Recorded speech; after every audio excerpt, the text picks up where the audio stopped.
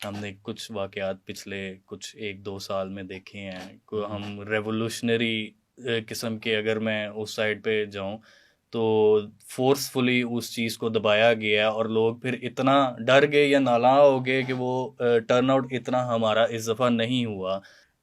लोगों का जो एतमाद है इस सिस्टम पर, जो कि बहुत ज़रूरी होता है किसी भी सिस्टम के कामयाबी से चलने के लिए, वो इरोड होता हुआ मुझे लग रहा है, एतमाद कम होता हुआ नज़र आता है। एतमाद से आपका क्या मुराद है? आप इलेक्टोरल प्रोसेस के ऊपर एतमाद ना होना, या बहुत से लोगों का तहफ़्फ़ुज़ात का इज़हार करना कि हमारा जो इंतख़ाबात का अमल है, वो शफ़ाफ़ियत के साथ सरअंजाम नहीं दिया गया। हमारा सिस्टम जो है वो इस हद तक वल्नरेबल हो चुका है, उसकी कमज़ोरियाँ इस हद तक अयां हो चुकी हैं कि मुझे ख़दशा है कि ये सिस्टम कहीं क्रम्बल ना कर जाए। फिल्म रिवाइंड हो रही है या अगर रीप्ले हो रही है, जो 75 साल से हम देखते आ रहे हैं। अब एक बच्चे बच्चे को भी पता है कि ये चीज़ होनी है। मेरा सारे का सारा आर्गुमेंट जो पहले आपके सवाल के जवाब में मैंने दिया है, वो ये है कि निज़ाम को डिस्टर्ब कोई भी नहीं करना चाहिए, किसी को भी नहीं करना चाहिए। निज़ाम को डिस्टर्ब मत करें, इसको मत हिलाने की कोशिश करें, इसके कॉन्सिक्वेंसेस बहुत बहुत खतरनाक हैं। अस्सलाम वालेकुम, मेरा नाम उबैद ख़ान है और आप देख रहे हैं नियो पॉडकास्ट। मेरे साथ मौजूद हैं आज सलमान लाली साहब, और जो कि एक जर्नलिस्ट हैं, एनालिस्ट हैं, कॉलमिस्ट भी हैं, और एक थिंक टैंक कमांड 11 के साथ मुंसलिक हैं। हम बिला तख़ीर अपना पॉडकास्ट शुरू करते हैं। और सलमान साहब, लाली साहब, अस्सलाम थैंक यू। वालेकुम। कैसे वालेकुम हैं आप? ठीक अस्सलाम, हैं thank you so much. Sir?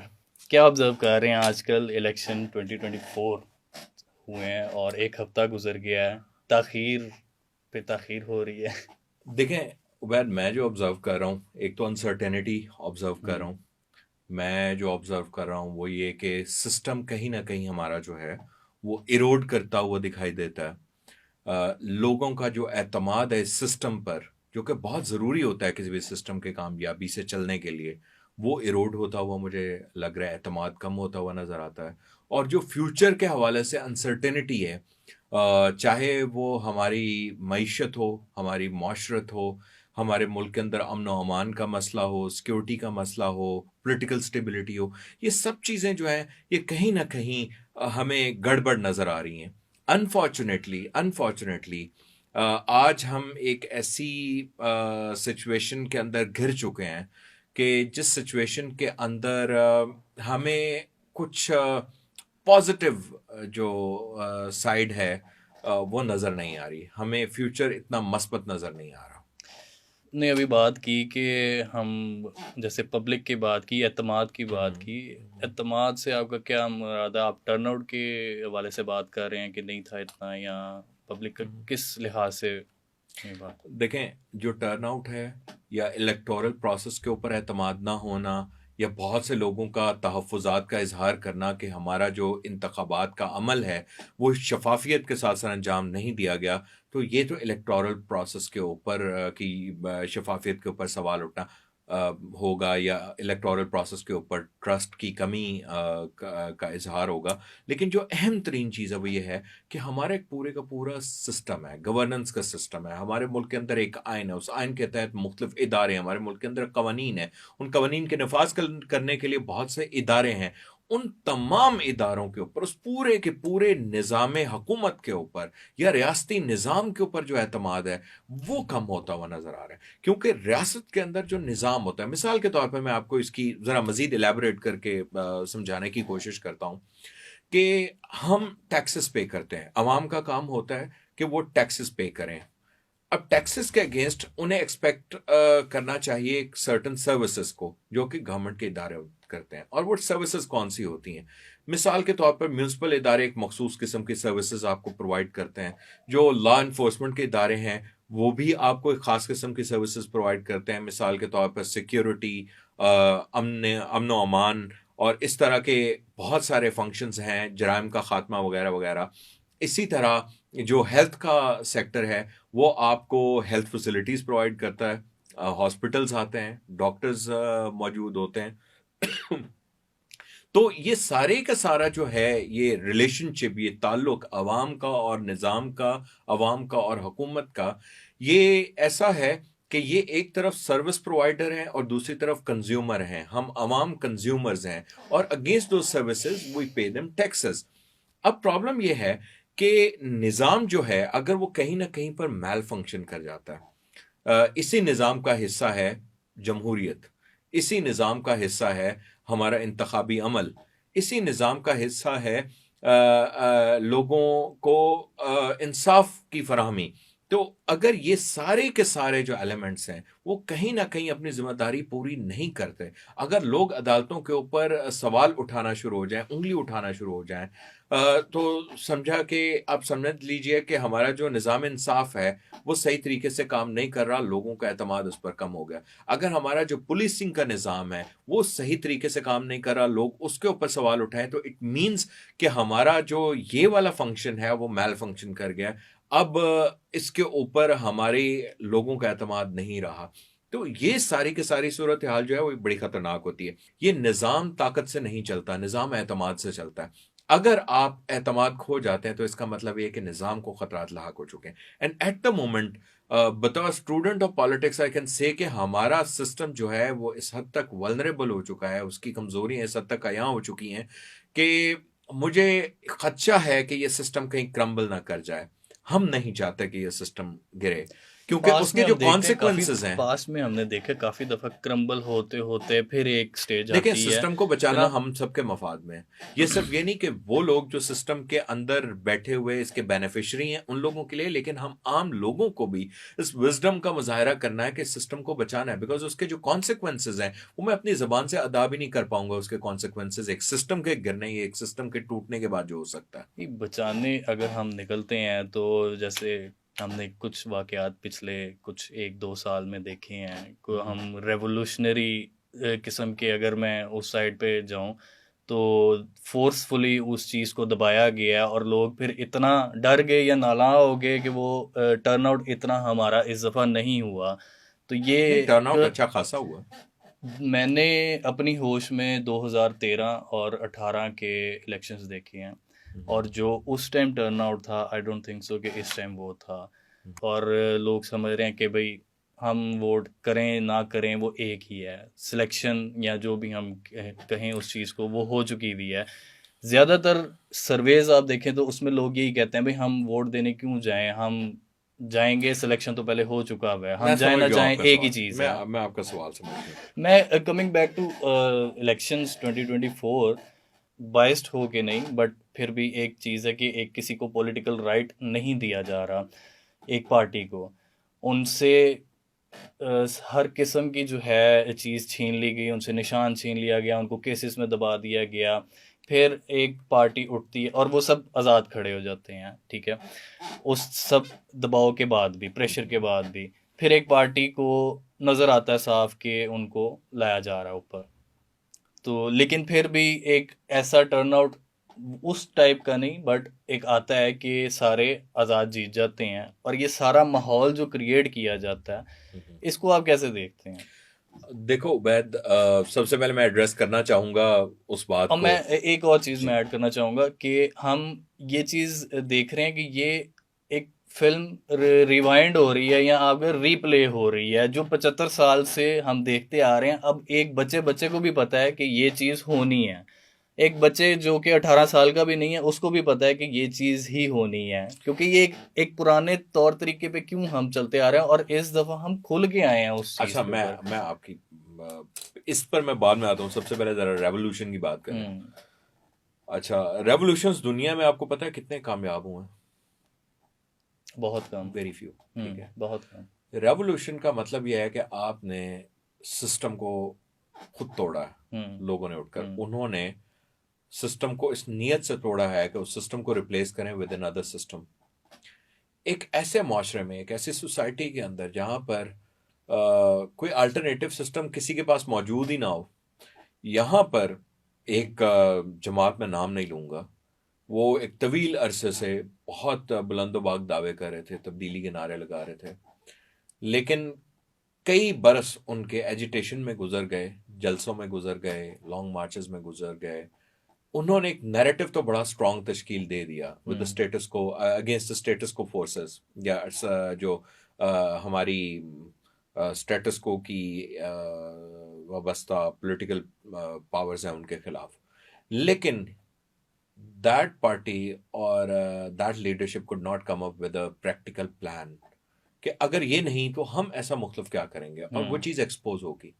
ठीक है, ये जो नोशन ऑफ रेवोल्यूशन है ना, ये बड़ा डेंजरस होता है। जब हम सोचे, देखें, it is very attractive. Limit नहीं होती, मेरा ये ख्याल है रेवोल्यूशन की कोई लिमिट नहीं होती। रेवोल्यूशन जो होता है ना, अगर आप इसे, it is extremely attractive idea, revolutionise कर दें जी हम अपने माशरे को, कैसे करें? आपने रेवोल्यूशन लेकर आए, आपने सिस्टम को समझे तोड़ दिया, अब उसको रिप्लेस किससे? क्या आपके पास कोई ब्लूप्रिंट, आपके पास कोई तैयारी है, कुछ है? आपके पास तो कुछ भी नहीं है, आपके पास तो कोई निज़ाम ही नहीं है, आपके पास तो लोग ही नहीं है, ट्रेंड लोग ही नहीं है। इतनी बड़ी आबादी का मुल्क है, आप एक सिस्टम को हटाने की बातें करते हैं। एक तो ये चीज़, आपकी सारी की सारी जिद्दोजहद जो होनी चाहिए वो विद इन द सिस्टम होनी चाहिए। आपने कहा पिछले 1.5-2 साल के दौरान वो निशान वगैरह, वो सारी चीज़ों की तरफ आपने रेफर किया। देखें, जब आप फोर्स के साथ अपनी बात मनवाने की कोशिश करेंगे ना, सिस्टम के अंदर जो लिखे हुए तरीके हैं, जो मैकेनिज्म हैं, जो प्रोसेसेस हैं, नो मैटर वो कितने फॉल्टी हैं ऑफ कोर्स, लेकिन आप उनको फॉलो करने के बजाय उन रूल्स को तोड़ने पर मुसर हो जाएं, तो फिर होता क्या है कि सिस्टम भी रिएक्ट करता है, पर सिस्टम के पास ताकत होती है, सिस्टम के पास फोर्स होती है। जरूरी नहीं कि वो जो करें वो जायज हो, मैं ऐसा नहीं कह रहा, लेकिन जब आपने एक रास्ता चुन लिया और उसका रिएक्शन भी फिर उसी तरह का आना है, तो फिर कुछ भी हो सकता है। मेरा सारे का सारा आर्गुमेंट जो पहले आपके सवाल के जवाब में मैंने दिया है, वो ये है कि निज़ाम को डिस्टर्ब कोई भी नहीं करना चाहिए, किसी को भी नहीं करना चाहिए। निज़ाम को डिस्टर्ब मत करें, इसको मत हिलाने की कोशिश करें, इसके कॉन्सिक्वेंसेस बहुत बहुत खतरनाक है। अब आते हैं आपके वो दूसरे सवाल के अंदर की, जी सबको पता था क्या होता है। आप एक बात कर रहे हैं कि इन इंतखाबात से पहले सबको पता था कि who is going to become the prime minister. सबको पता इस तरह से था कि टेलीविज़न के अंदर बताया जा रहा था कि जी ये एक पार्टी है, इसको जितवाया जा रहा है। ये किसी ने नहीं कहा, सिस्टम की तरफ से नहीं आया, या रियासती इदारों की जानिब से ये नहीं कहा गया। ये हमारे जो टेलीविज़न के ऊपर मुख्तलिफ लोग आते हैं, ये वो अपनी आरा, वो बेसिकली लोगों का माइंड बता रहे होते हैं, और ये उनके तज्जिए नहीं होते, ये उनकी ख्वाहिशात होती हैं। मैं आपसे एक ईमानदारी से सवाल पूछ रहा हूँ, आपने ईमानदारी से जवाब देना। जो हम इन तज्जियाकारों से सुनते थे कि इलेक्शन के अंदर इतनी सीटें फलां को मिलनी, इतनी सीटें फलां को मिलनी, क्या उतनी मिली? क्या तवक्कुआत के बरक्स नहीं आया? इसका मतलब है कि आम बंदा, एक तो मैं आपको इस चीज पर भी मैं आपसे एग्री नहीं करता उबैद कि टर्न आउट कम आया। टर्न आउट अच्छा खासा था, मजीद बेहतर हो सकता था, कम हुआ, लेकिन फिर भी बहुत अच्छा था। इसी वजह से रिजल्ट्स जो थे वो एक्सपेक्टेशंस के बिल्कुल बरअक्स आए। रिजल्ट्स आपके लोगों ने इस सिस्टम के अंदर दिए हुए एक मैकेनिज्म को इस्तेमाल करके सबकी तवक्कुआत, सबके तज्जियात के ऊपर पानी फेरा। बावजूद इसके मैं कहूँगा कि सिस्टम के अंदर बहुत ज़्यादा खामी है। रास्ता एक ही है, सिस्टम के अंदर रहकर अपनी जिद्दोजहद करें, जमहूरी तरीके से मामलात को लेकर चलें, जल्दबाजी मत करें, पेशेंस के साथ आगे चलें। ये एक एवोल्यूशनरी प्रोसेस है। जो मुआशरा होता है ना, वो इर्तकाई मराइल से गुजर कर ही कहीं पर पहुँचता है। 75 ईयर्स थोड़ा टाइम नहीं है। अच्छा देखें, 75 ईयर्स कोई इतना ज़्यादा टाइम नहीं है। सबसे पहले आप ये देखें कि ये जो बरे सगीर है, इसके अंदर जमहूरियत की तारीख इतनी पुरानी नहीं है। सिर्फ 75 बरस हुए हैं कि यहाँ के लोगों को रोशनास कराया गया है जमहूरियत से, जो एक सही मानों में जमहूरियत। नेबरिंग कंट्रीज भी तो। अच्छा, चक्कर ये है कि जो पाकिस्तान या हिंदुस्तान या ये जो बरे सगीर का इलाका है, इसके अंदर जमहूरियत की तारीख इतनी पुरानी नहीं है। सिर्फ 75 बरस हुए हैं कि हमने सही मानों में जमहूरियत की शक्ल देखना शुरू किया, और पाकिस्तान ने वो भी आज तक नहीं देखी अनफॉर्चुनेटली। इंडिया के अंदर हमने देखा कि जमहूरियत ने हिंदुस्तान को जोड़े रखा है, उसको बिखरने नहीं दिया। क्योंकि देखें, जो समझदार लोग हैं, जो जानते हैं, उन्हें पता है कि हिंदुस्तान एक ऐसा मुल्क है जिसमें बहुत ज़्यादा फॉल्ट लाइंस हैं। ज़बान की बुनियाद पर भी बहुत ज़्यादा तफरीक है, नस्ल की बुनियाद पर बहुत ज़्यादा तफरीक है, रंग की बुनियाद पर तफरीक है, माशरत के बुनियाद पर तफरीक है, कल्चर हैं, कई ज़बानें हैं, कई इलाके हैं, और हर इलाके का जो फूड है, उनका जो खाना है, वो दूसरे इलाके से नहीं मिलता। नॉर्थ इंडिया को देख लें, वो साउथ इंडिया के साथ उनका कोई तरीका नहीं, उनका रस्मुल ख़त भी बिल्कुल मुख्तलिफ है। और उसके बावजूद जमहूरियत एक ऐसा निज़ाम है इसमें बहुत सी खामियां, मैं ये नहीं कह रहा कि ये बिल्कुल परफेक्ट निज़ाम है, लेकिन उसके बावजूद इसमें कुछ खूबियां ऐसी हैं कि उसने भारत जैसे मुल्क को जोड़े रखा है। आपको पता है भारत के अंदर 1 दर्जन से जायद अलहदगी पसंद तहरीकें चली हैं आज तक, और आज भी चल रही हैं। हर इलाके के अंदर कोई ना कोई मसाइल मौजूद है, लेकिन जमहूरियत है जो चलती आ रही है, और ऐसा नहीं है कि जमहूरियत को वहाँ पर नुकसान नहीं पहुँचाया गया। माजी के अंदर आपने क्योंकि रेफर किया कि जी यहाँ पर इस तरह से हुआ, उस तरह से हुआ इन द लास्ट 2 years, आप ज़रा याद करें इंदिरा गांधी के दौर के अंदर जो इमरजेंसी की थी, इमरजेंसी के दौरान जो अपोजिशन थी उसे किन मराहिल से गुजर कर वापस आना पड़ा, कितने लोग जेल में फेंके गए। और संजय गांधी जो थे, इंदिरा गांधी के बेटे थे, मरहूम, वो उनका एक हादसे के अंदर इंतकाल हो गया था। वो बड़े जाबिर किस्म के शख्स थे, उनके पास कोई हुकूमती ओहदा नहीं था, लेकिन उनकी मर्जी से सब कुछ होता था। उस जमाने के अंदर जो सेंसरशिप होती थी वो भी किसी से ढकी छुपी नहीं है, लेकिन आफरीन ये है, उनके निज़ाम को ये दाद देनी चाहिए कि इतने जबर के माहौल के अंदर भी एक तो किसी भी सियासतदान ने किसी एक्सटर्नल इंटरवेंशन को वेलकम नहीं किया। एक्सटर्नल इंटरवेंशन से मुराद उबैद ये है कि उन्होंने किसी नॉन पॉलिटिकल पावर को इंटरवेंशन की मदद नहीं मांगी। और दूसरा उसके अंदर ये भी हुआ कि उन्होंने वो सारी तकलीफें बर्दाश्त कर ली, लेकिन उनमें से किसी भी पॉलिटिकल पर्सनालिटी ने या पार्टी ने मार धाड़, तोड़ फोड़ या मुल्क तोड़ने की बातें या वो नहीं की। एग्जैक्टली अगर ये सारी पावर्स या फोर्स जो है वो यूज़ करे कोई डेमोक्रेटिक एंटिटी अगर कोई यूज़ करे, तो आई थिंक उसका इतना असर इस तरह का नहीं होता जिस तरह के पाकिस्तान नहीं में असर होता है।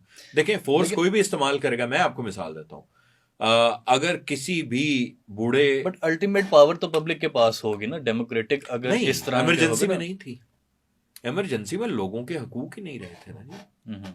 इमरजेंसी के दौरान अगर आप पढ़ें इमरजेंसी के दौरान हुआ क्या है, तो वहां पर बिल्कुल आप काफी कत्लो-गारत क्योंकि इमरजेंसी से मुराद ये है कि आइन बड़ी हद तक मुअत्तल हो चुका, उसमें मुअत्तल बन चुका, उसके अंदर जो हकूक हासिल हैं लोगों को उनसे महरूम किया जा चुका है।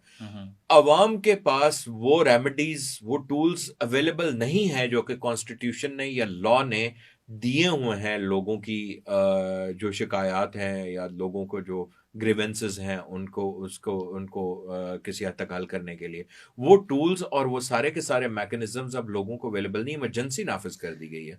क्या आप तो अब ये सूरत हाल है, उसके बावजूद इंडिया के अंदर डेमोक्रेसी सरवाइव की, उन्होंने तजर्बा किया। बेसिकली हम इसको देखते हैं कि किसी एक्सटर्नल या नॉन पॉलिटिकल पावर का कोई इंटरवेंशन नहीं थी, मुदाखलत जिसको कहते हैं, मुदाखलत नहीं थी।